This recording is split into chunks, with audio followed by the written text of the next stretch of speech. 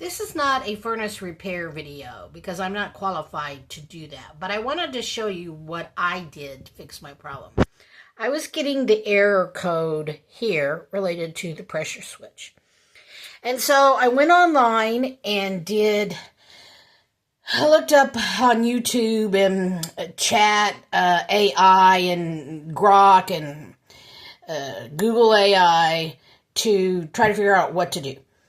A good person to look up that I could understand very well was a guy called Word of Advice on YouTube that helps with furnace repair. So I jumpered this is the pressure switch. I jumpered it appeared to be the problem. I get the new one for $45 from Amazon, it doesn't fix the problem.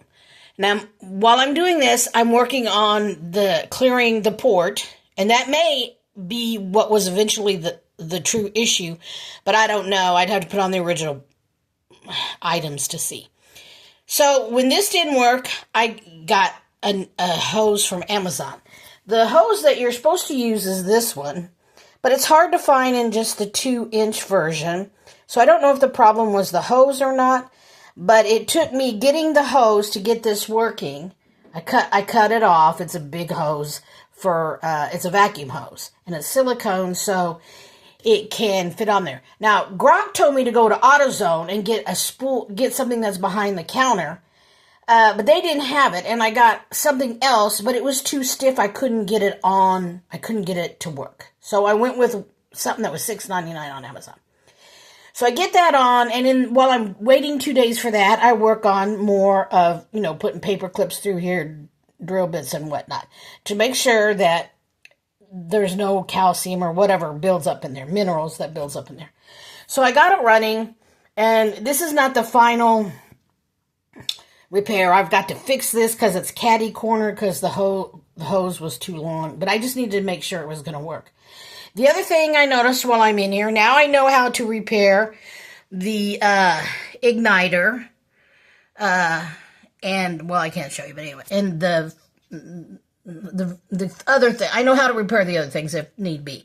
But the one thing I can't do, I don't think I can do, is replace the burner. Because this involves, mine are not easy to take out. You got to take out this whole thing to clean it. And I can see that I need to clean it by looking back here with a dental thing. And it hasn't been cleaned in 20 years, so you expect it needs to be clean. So I don't know that I can do this, because you're going to maybe have to take apart this, and it may be too much for me. And there's an issue of strength as well, because I tried to get, and I don't have the tools, so I might not be able to do it.